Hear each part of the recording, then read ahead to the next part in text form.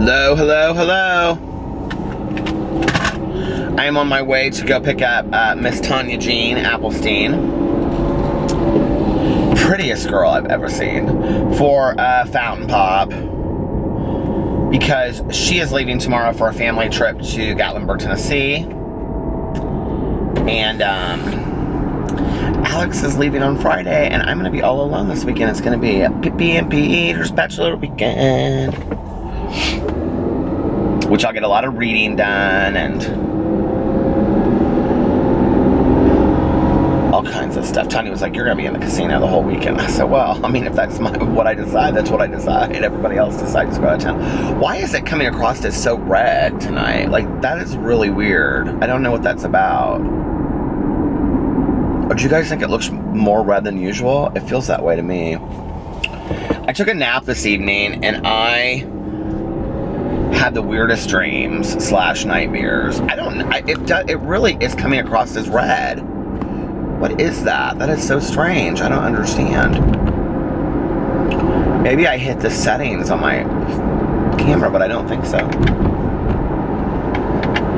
Yeah, it's coming across really warm. Don't you guys think so? Anyway, I have been so busy today. Well, if you watch my vlog from yesterday, you know that, like, I went to sleep at 9:30 and I got up 9:30, 10, and I got up at 7 a.m.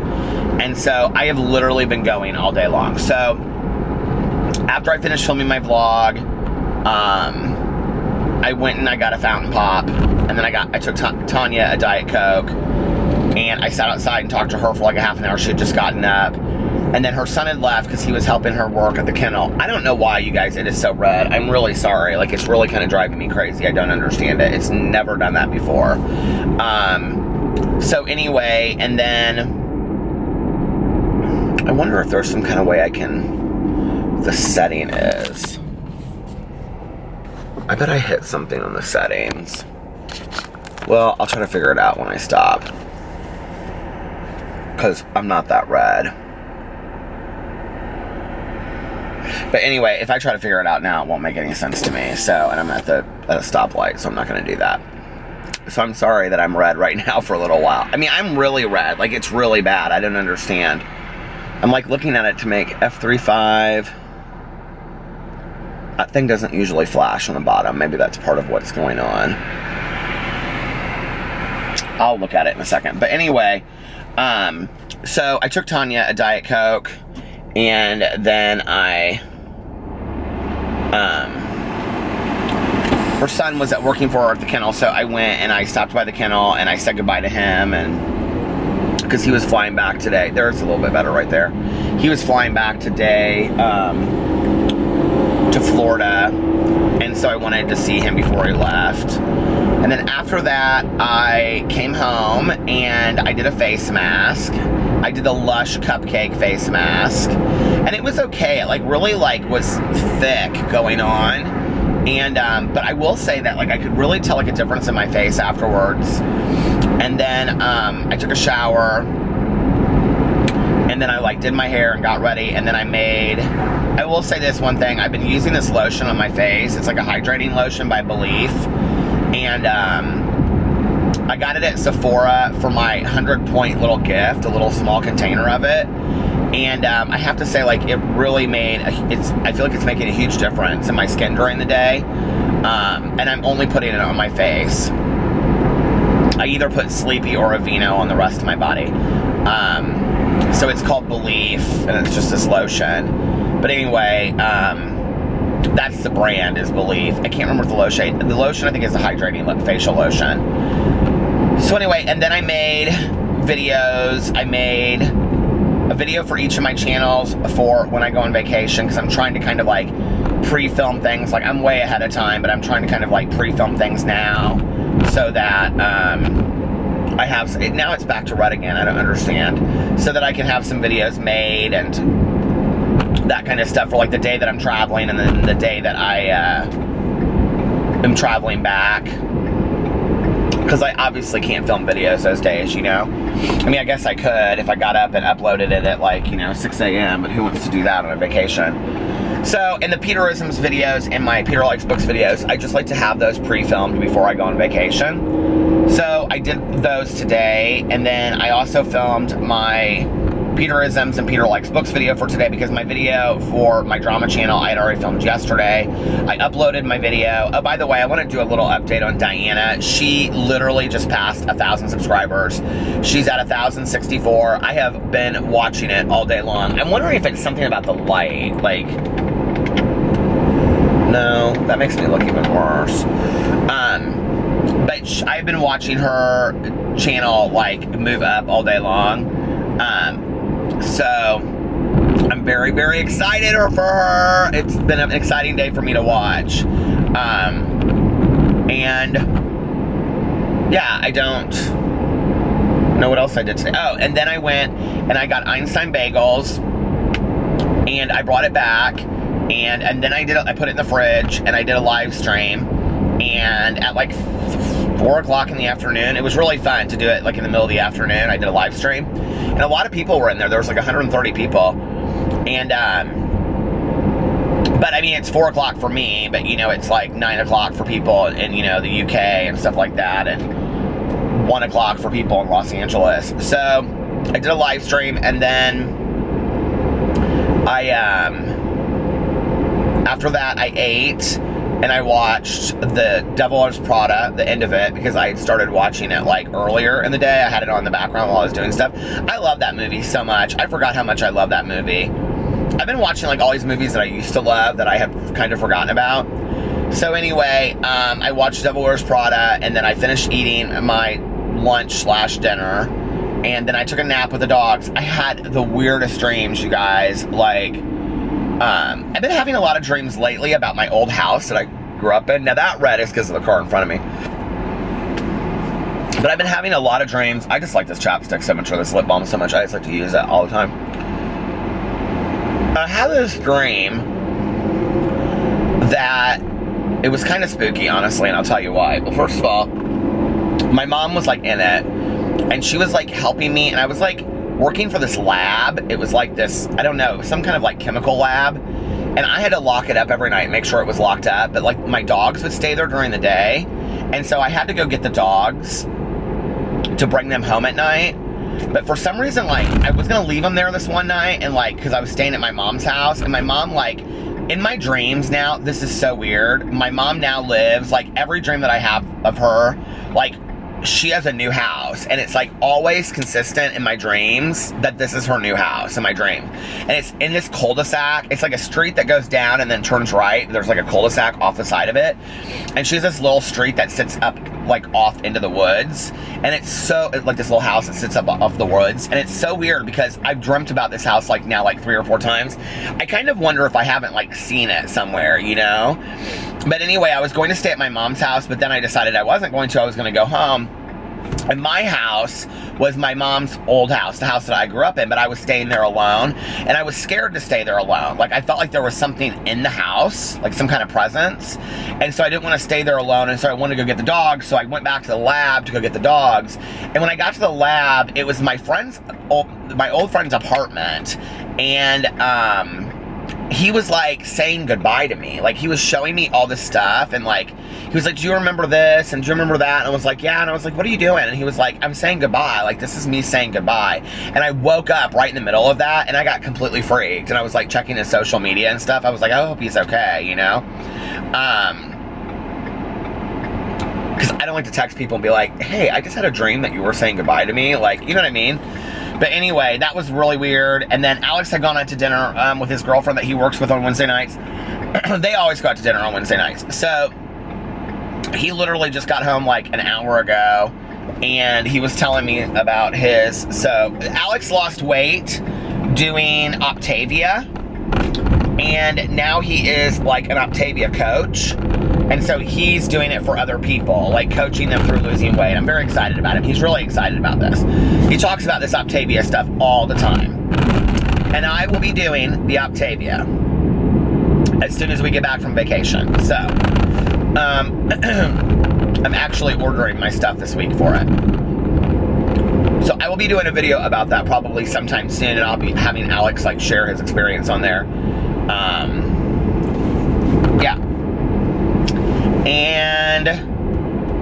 were talking about that, and then I saw this video on YouTube that was like, this idiot pokes an anaconda. Have you guys seen this? It's like 30 seconds long. And then this guy pokes his anaconda, and the anaconda like comes at him, and it like on the screen. It's like really scary to watch. Like I was shocked. And that was it. I was showing him that video, and we ordered our Ultra Music tickets today. We're going with Melissa and Jason. There's something wrong with my camera. My camera cannot be that red all the time. Like, it's either just me and like my eyes have changed, or it is really that bad. You guys are like, no, Peter, there's nothing different than usual, and then it's like totally me. But we ordered our Ultra Music Festival tickets today. And Melissa and Jason are going with us, and they ordered their tickets as well. So we all four have our tickets for 2019 Ultra, and 21st anniversary. I'm so excited. I cannot wait. We just went, you know, but I'm excited. So anyway, yeah, that's about it. And I'm gonna get Tanya for a fountain pop, and then I will be back a little bit later. Bye. All right, I'm back. I tried to fix the color. I don't know what's going on with it. And I was going to have Tanya be in the vlog, but we ended up getting into like this long conversation. So I was like, I'm trying to like pull up my shirt because it looks so bad, but whatever. I know you guys don't care about that. So I was like, I'm not going to vlog with Tanya in the car. We'll just enjoy our conversation. She's leaving tomorrow, so it was nice just to hang out and talk to her, and we talked about all kinds of stuff, so.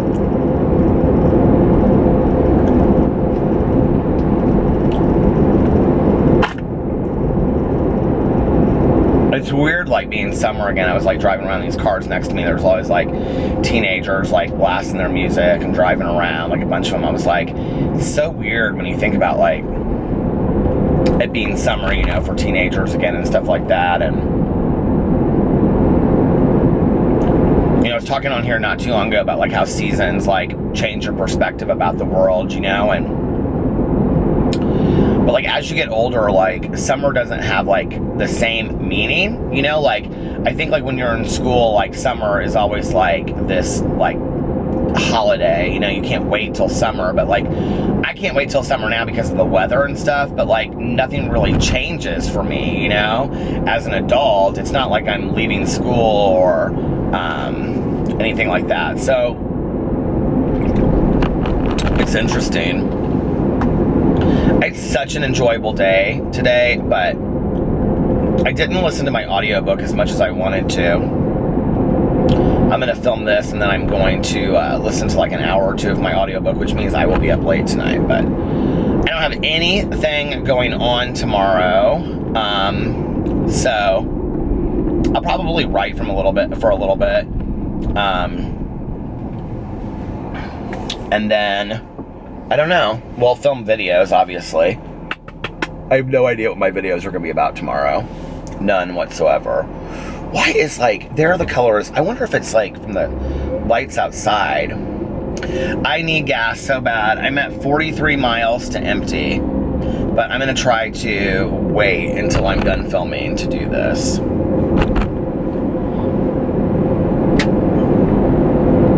It was interesting. It was interesting. It's funny when I think back about like school or summer when I was like a kid, you know, like to some degree my summers were always very structured because of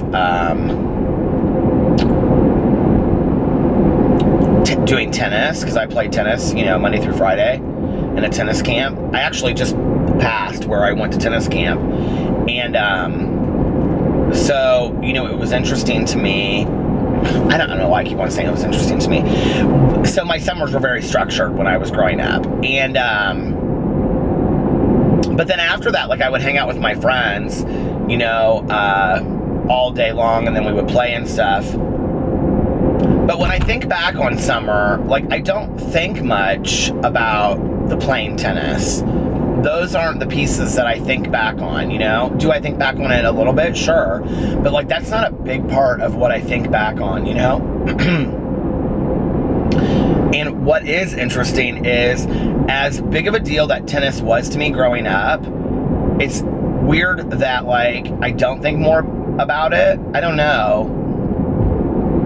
I had kind of a disconnect after I stopped playing tennis. You know, I played competitive tennis for so long growing up that when I stopped, I just kind of like made it not part of my life anymore.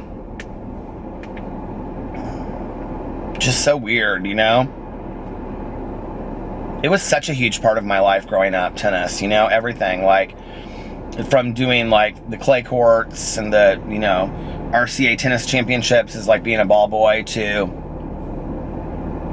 practicing, private coaching, camps, all of it. It was like such a huge part of me when I was growing up. And she just like raced up there all of a sudden.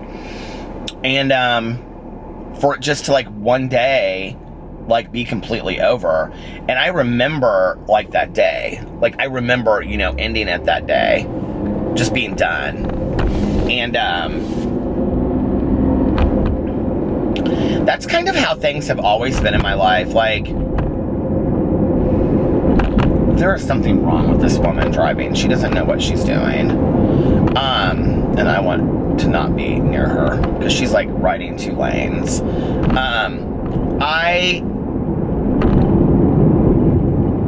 Like stuff that like I have issues with, like I deal with it, and then just one day, boom, I'm just done with it. And like I just will not deal with it anymore. You know, it's like with people in my life, like this is kind of like, and people know this about me, like Tanya always says this.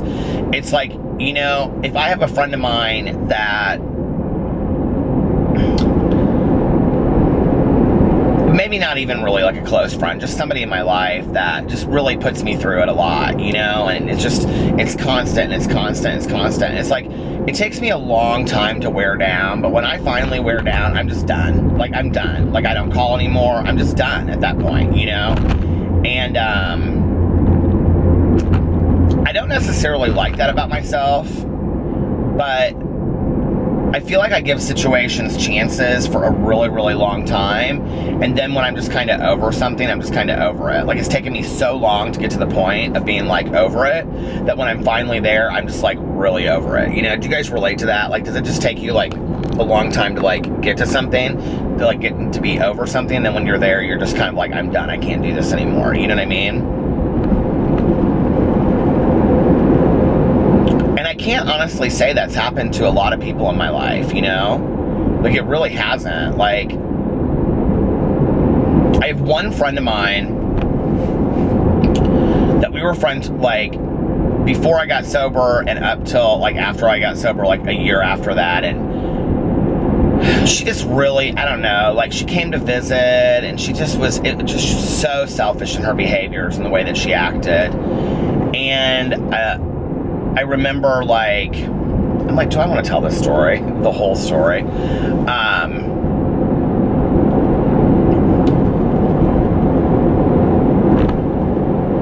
She came to visit, and she was living, it doesn't matter. Anyway, years later, we became friends again. Like, but it took, like, 20 years for her to, like, you know, for me to come full circle and be, like, not upset anymore. I didn't hold on to the resentment. I wouldn't say. I had kind of forgotten about her, because she moved away and she lived a completely different life, and we're fine today. We've had nice conversations about it and stuff, but she came to visit, and we were going to an after party, and she wanted me to like put this, like, this, I was like a year and a half sober, and she wanted me to put this like keg of beer in the back of my car, and I'm like, I'm sober. I don't want a keg of beer in my car. I don't even want to go to this after party. And she was like, you know, girl, why are you getting upset? Girl, just come on. It's just not that big of a deal. And I was like, it is a big deal to me, you know? And she had just like come back, and she's like, oh, I hate Indianapolis. And I hate when people come home. I don't know if you guys, wherever you live, relate to this. But when you have friends that move away to like big cities like Chicago, New York, Miami, LA, and then they come home, and it's like they hate everything about the town that you live in, and they're like, oh, this is why I left. I can't stand this and I can't stand that. And you're thinking, okay, I'm glad that your life is so fantastic where you're at, which you don't even really believe anyway. But then you think to yourself, do you realize that you're knocking my home? Like, this is where I still live. And I remember we were going to like hear this band that she wanted to hear, and it was like not that big of a band. They had like one song and like the Thelma and Louise soundtrack. and we were going to hear them, and she wanted to go get their CD. So she was like their diehard friend, but she didn't know any of their music. And she wanted to go get their CD, and so that she could learn all of their songs before we went and heard them that night. This is so stupid. I know. We were like 23 at the time, okay? So 23 or 24. And so we went to like Walmart and Target and all these places. And I remember it was a Sunday night, and she was like, we'll go to like this music store. And I was like, well, they close at 6 o'clock on a Sunday. And she was like, I hate Indianapolis. Everything closes early. In LA, it would be open 24 hours. And I remember I looked at her and I said, well, then you should have gotten it in LA. You should have been prepared, you know, not get the CD the day of. And she was like, she's like, girl, I hate Indianapolis. I just hate Indianapolis so much. And I'm sitting there thinking, I don't know, there's a sense of like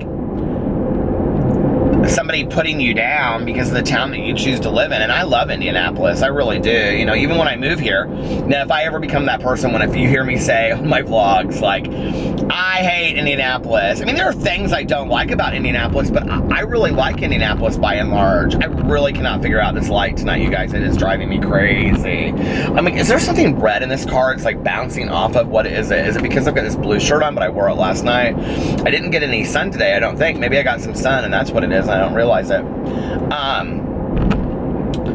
I don't know. It just is always kind of like, well, am I hokey then because I'm living in Indianapolis and I still like it and I feel like it's a nice town, you know?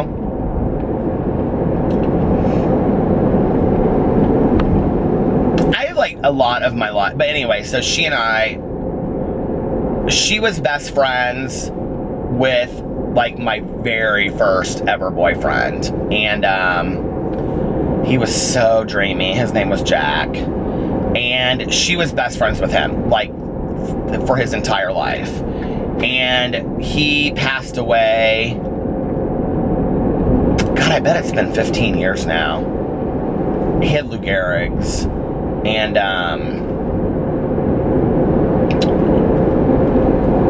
after that, we just kind of let like the anger between us go.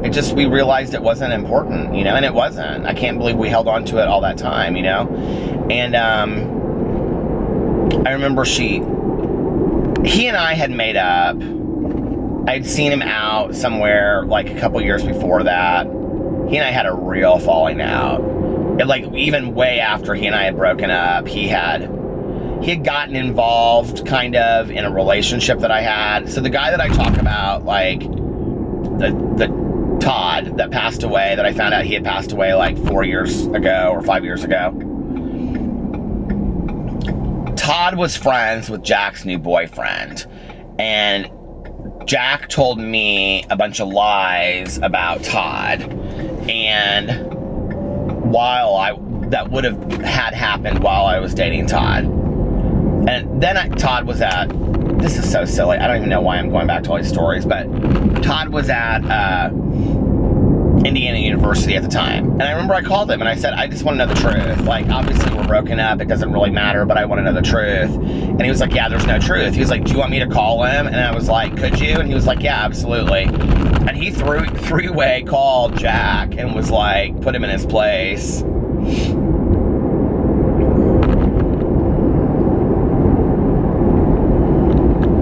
Todd was such a good guy. So then after that, I just felt like Jack was a shit stirrer.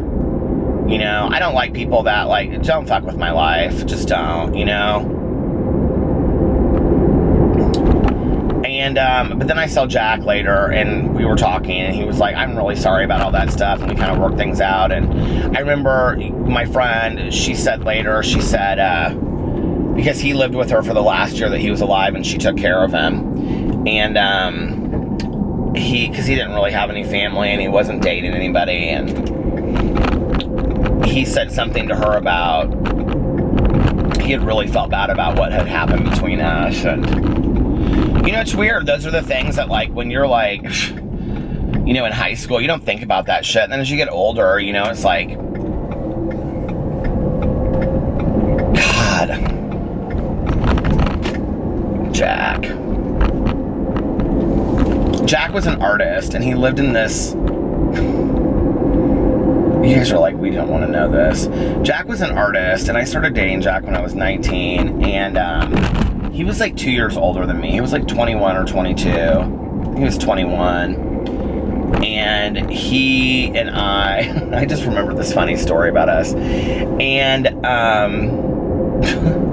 he's probably getting a kick out of this wherever he is. He would like talk to me. He would say, he had this like drawl. He'd be like, Peter, oh my God, Peter, your eyes. I love your eyes, Peter. It was kind of like a mix between like a stoner and like being gay. Like, Peter, man, I love your eyes. He'd always say that about my eyes. And he lived in this house. So he, at the time that I met him, was in art school, and he had like this thick, like sandy blonde hair, and it was always just messy and crazy. And so we would just spend like, I would like go pick him up. He didn't have a car, he didn't have a phone, anything. And he lived in this like little small room at the top of like this Victorian house in downtown Indianapolis that was like a block from the art museum, the art school, Heron Art School, which is now, that old school is a high school now. It's the Art Charter School of Indianapolis now, Heron Charter School. But anyway, and he would be like, he would call me from the school and he'd be like, Peter, what are you doing? He had a sexy voice, and I would be like, nothing, just sitting around here, blah, blah, blah, whatever. He'd be like, come pick me up. And so I would go pick him up. I forgot about all of this kind of stuff. So I would like go pick him up, and I remember he was like, he never had any money. He was always so broke. And he would make those like noodles in a package. Do you guys know what I'm talking about? He'd mix them with water, and he would like make it. That was like our dinner, like he would make for us. And we would eat like those noodles on like the floor of his apartment, which was really a bedroom with an attached bathroom. That was it. That had like a little kitchenette in it. That was his apartment. And he had this mattress in the corner on the floor, and I remember it was always like 300 degrees in there, and we'd be like being romantical and making out and stuff on that bed, and I just think, my God, it's so hot in here. And I remember one night, I like typically we would stay at my house, and I lived about 20 minutes north of there, and he would come up and he'd say, can we stay at your house, because your apartment has air conditioning? And we would stay there, and we would just like rent a bunch of movies and all kinds of stuff. And he took me to all these gallery openings. He was like real well known in the art scene. He knew a lot of people. This is the guy that I knew that had Kurt Vonnegut's phone number, and we called Kurt Vonnegut one night. He and my friend and I. And we were so drunk. We used to drink that Manischewitz wine, and you can get it at the grocery store. It's like $3.50. And if you guys ever, do you know what Manischewitz is? Go look at the grocery store. It is like so cheap. So anyway, we would drink like Manischewitz and Wild Irish Rose, and stay up really late at night smoking cigarettes and listening to music. And I shouldn't say this on here because I never say these kinds of things, but we had like crazy sex, just like all night long, you know. That's what you do when you're young, you know. I was so in love with him. Oh my God, I was so in love with him. And we dated for an entire summer. It was totally a summer romance. And then, like, he took me to something. He was the one that said I was too effeminate, which he didn't have a problem with for an entire summer of introducing me to people. But then, like, we went to some event. I can't remember what it was, and it was after that, like, he just completely distanced himself from me. And he told my friend, he was like, yeah, I can't. Like, Peter's too effeminate for me. I can't date him anymore. And I'm sure somebody said something to him, and you know how that goes. It's interesting when I think back on all this kind of stuff, you know, when I think about, I've never wanted to date 5 people at once. I've always wanted to be, you know, in a relationship. And I think back on all of the boyfriends that I've had and how they've really, like, changed me through the years of who I am today, you know? And how they've kind of molded me to some degree. I remember this one night, Jack and I were, like, at my apartment, and we were going out downtown, and we were going to stay at his apartment. And there's like this long road in Indianapolis called Fall Creek, and we were driving around, and it was really dark, and I couldn't see. And this guy in front of me, like, didn't have like his brake lights on, and I hit him, and so we stopped. And this guy was, like, so sketchy. Like, we were so scared, right? And real kind of like rednecky, you know what I mean? And it was right by the state fairgrounds, and he was like, and it was my fault that we were in the accident, and the guy's like, don't even worry about it. He's like, you know, I don't want to, he's like, all I really need is a ride. And I was like, okay. And he was like, can you just give me a ride? I don't even think it was his car in retrospect. And he was like, can you guys just give me a ride to where I'm going? He was like real nice, but like real kind of like sketchy too.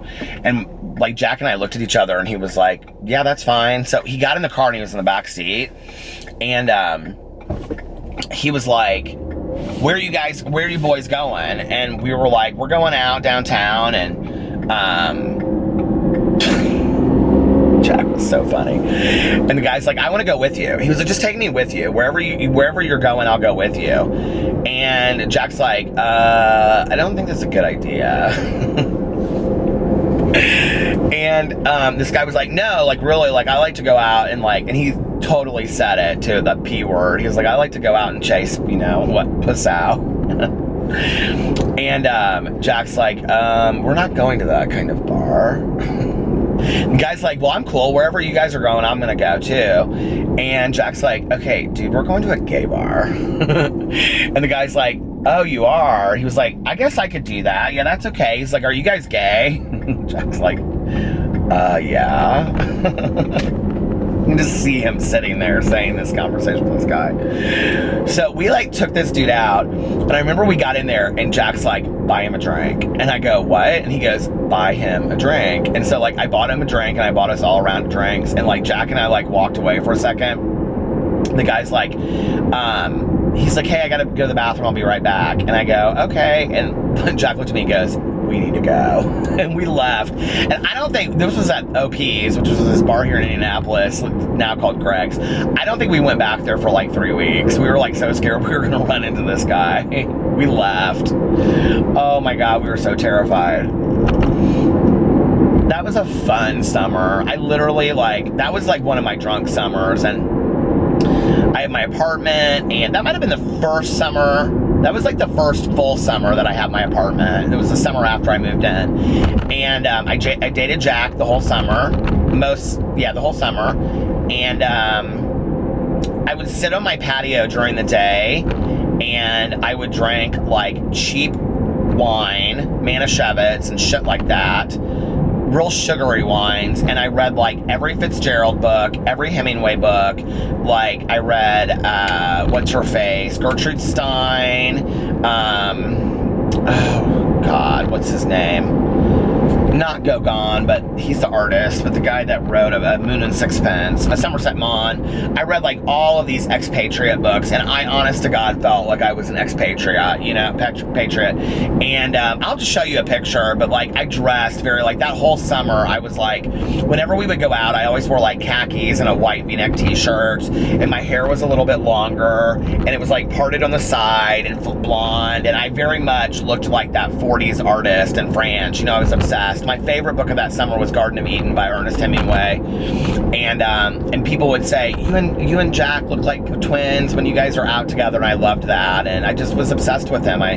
He was just so cool. He just was very cool.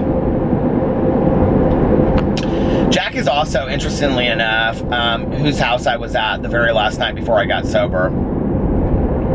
He was the person that, he was out, he still didn't have a car, and this was when I was 22 and a half, and I saw him out, And he said, he drove me back to his house. He driving my car. And he said, you need to stay at my house tonight. And he took my keys. And I mean, it was no funny business. I mean, he just really wanted me to sleep there and sleep it off. And I hadn't seen him in a really long time, like maybe even a year. And he was worried about me. He was really worried about me. And so I ended up going in after he went to sleep and taking the keys back and like stealing a bunch of beer from his refrigerator. And I've told that whole story on here before, but didn't even connect all of this tonight until I was thinking about it. I mean, Jack was the last person that I saw before I went into treatment that night. It's weird. Hope you're good, Jack. I always thought that was such a sexy name too, Jack. I love that. It was one of my mom's favorite names. If she had another son, she was going to name him Jack after John F. Kennedy.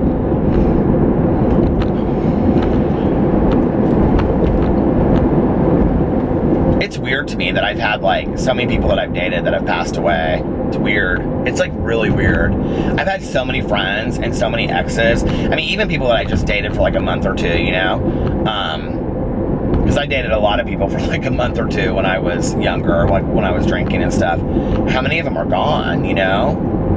It's like an entire generation. And the majority of them either died by some weird accident or like something related to drugs and alcohol, which is so sad.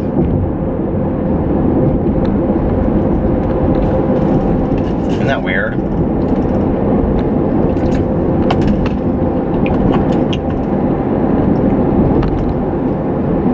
I should do a whole video dedicated to Jack. I'm trying to think of other Jack stories.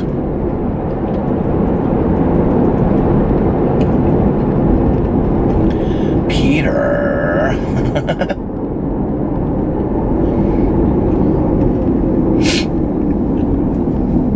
He had the cutest hair.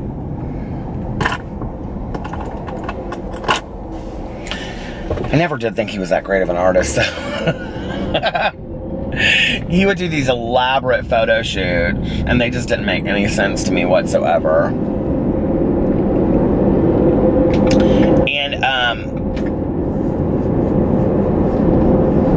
we must have been friends after I think we stayed kind of friendly after we broke up, because I was the editor-in-chief of the literary magazine at college, and he submitted a lot of his artwork, and I remember we used a lot of his artwork for the literary magazine. Yeah, I don't really know anything about what happened to him the last 5 years. I should ask my friend. I don't really know anything that happened to him, or, you know.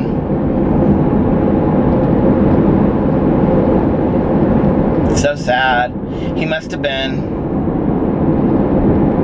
he died before my mom did, so he would have been 35 to 40, somewhere in there when he passed away. So young, you know? I've known so many people that are so young when they pass away. It's weird. I'm at 27 minutes and 20 seconds, and I'm going to go in here and get gas. So I'm going to stop this, and then I will let the camera rest for a little bit. I've got to go to the bathroom really bad, too, because I've been driving around, talking on the phone, listening to my audiobook, vlogging, being with Tanya Jean. I told her tonight, I said, Tanya, I said, you and PP have the easiest names to work into any song. Do you guys see this? Like, it is really red tinted. I don't understand what it is. Leave it in the comment section below if you think it looks the same as any other night, or if it's just me and I'm losing my mind. I said, Tanya, I go, you and PP have the easiest names to put into a song. And she said, do you think so? I said, yes. I love to insert your names into songs. Tanya Jean Applestein, prettiest girl I've ever seen. I wonder what Jack would think of me now. Probably think I was old. Oh well. I'll be back in just a little bit. I was sitting here driving, listening to She's Come Undone, and I was having like such a hard time like focusing, because I found myself continuing to go back to like those summers so long ago, you know, in my head. And I was like, you you know, to some degree, it's weird as you get older, like you become your parents. And I remember my dad did the same thing too. Like I can remember, like with friends of his, not so much with my stepmom, but like with friends, they would reminisce so much about, you know, like when they were younger, and I can't even explain it. It's like not really like a sad thing. Like when you get older and you reminisce, it's almost kind of like a celebration of times past, if that makes sense. And, you know,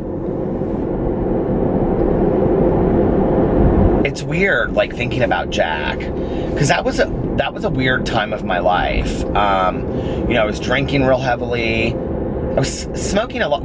I remember we smoked a lot of pot together, but like I wasn't really using anything else. I mean, I'm sure there was the occasional thing that I would do,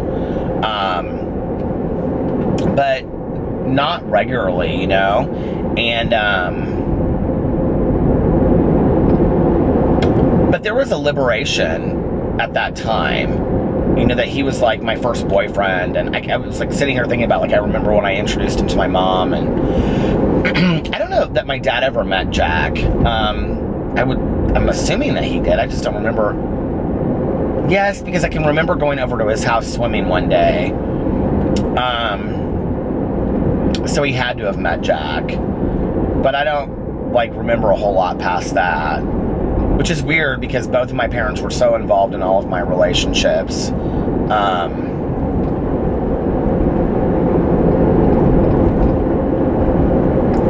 But you know what's strange is that, honestly, at 45, like,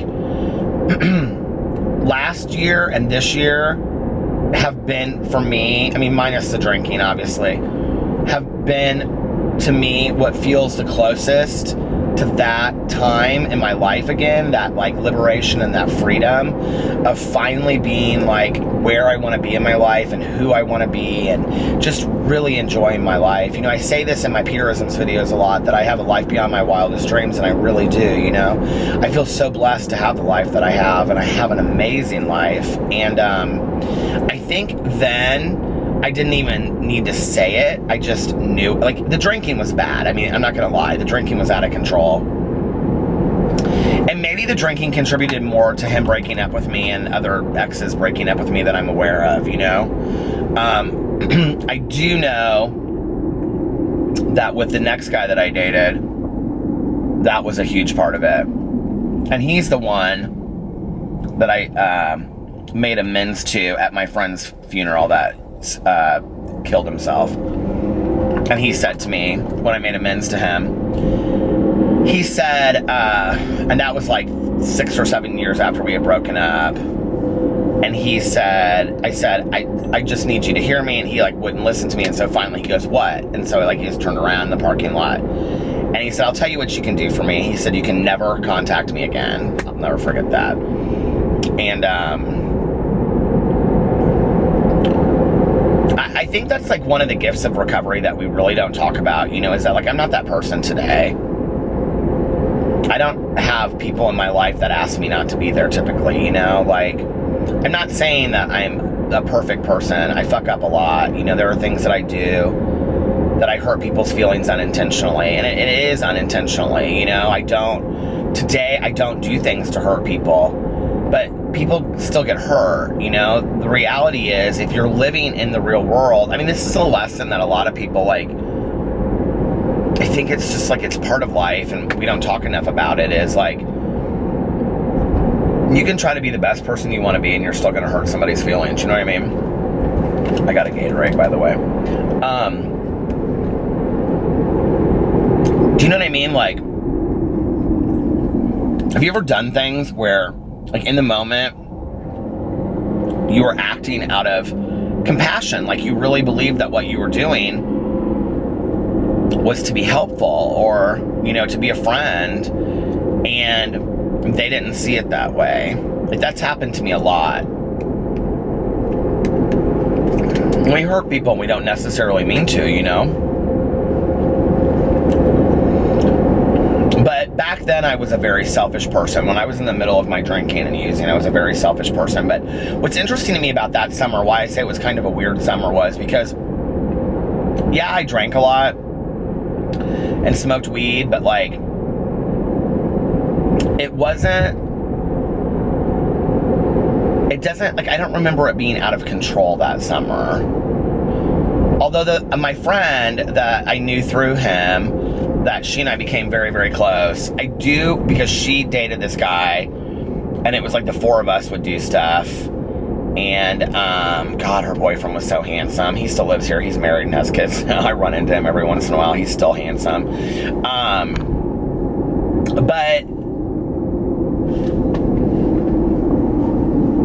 I remember this one situation where Jack must not have been there. I don't remember Jack being there for this. It was me and her boyfriend, and we had like, there was these apartment buildings in downtown Indianapolis called Riley Towers, and we had like hopped this huge fence and gone there and gone swimming at like 2 o'clock in the morning after we went out one night, and I was wasted.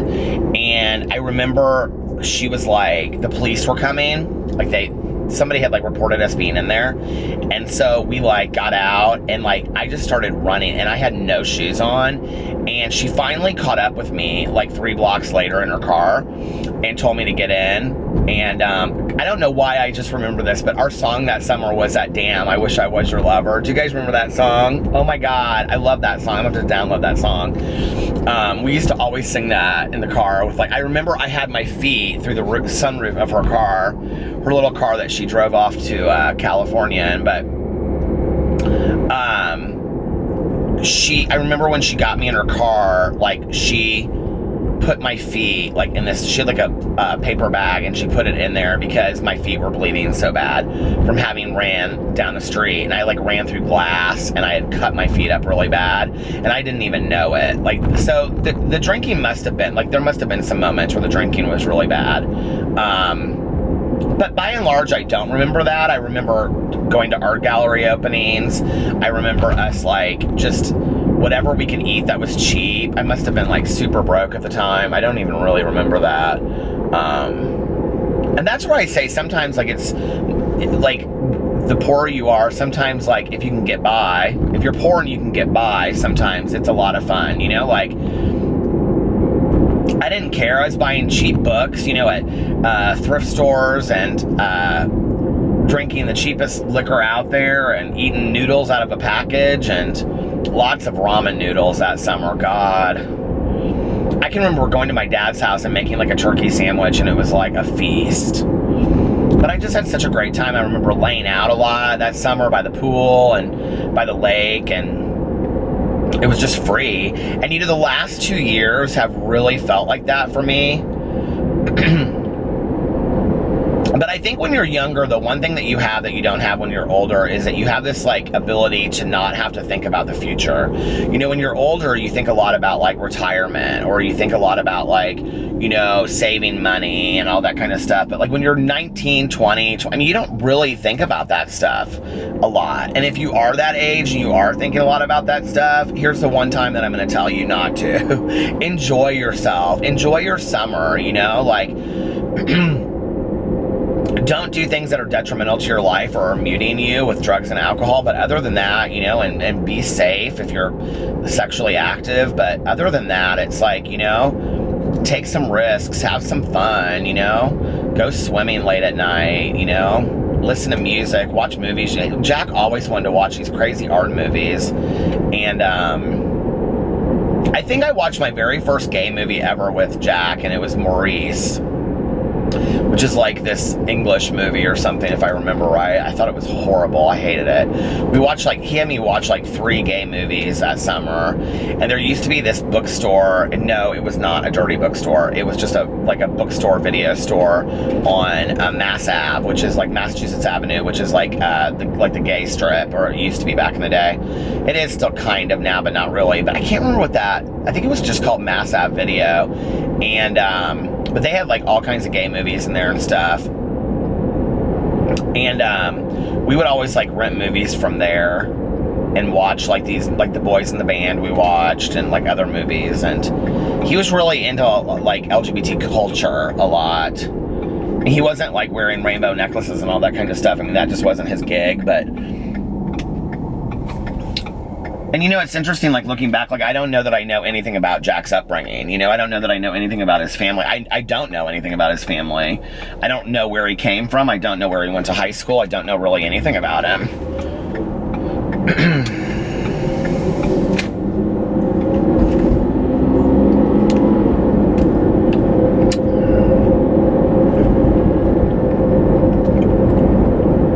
I have some great pictures of us, though, down in my basement. Some hilarious pictures of us.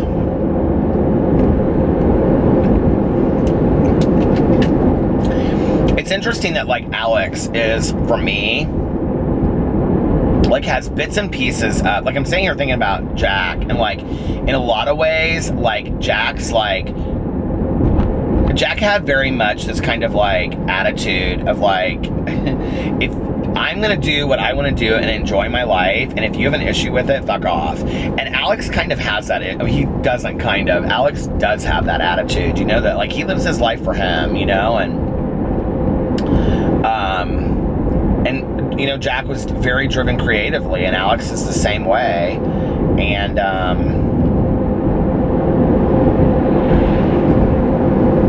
it's interesting to me, like, when I look back, like, a lot of what I love about Alex were the best qualities that I got from each person I've dated. You know what I mean?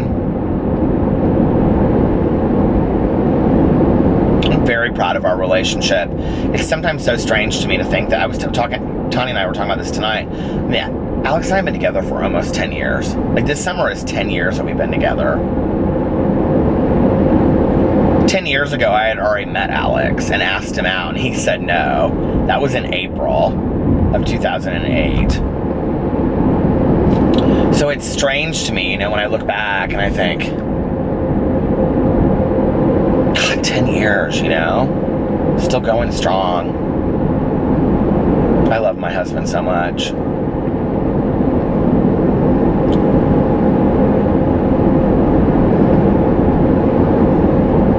I think our lives are, you know, this patchwork of stories that we don't really realize our stories when we're living them, because we're in the moment. But then we look back and they're stories and memories, you know, woven together to make up what looks like a life.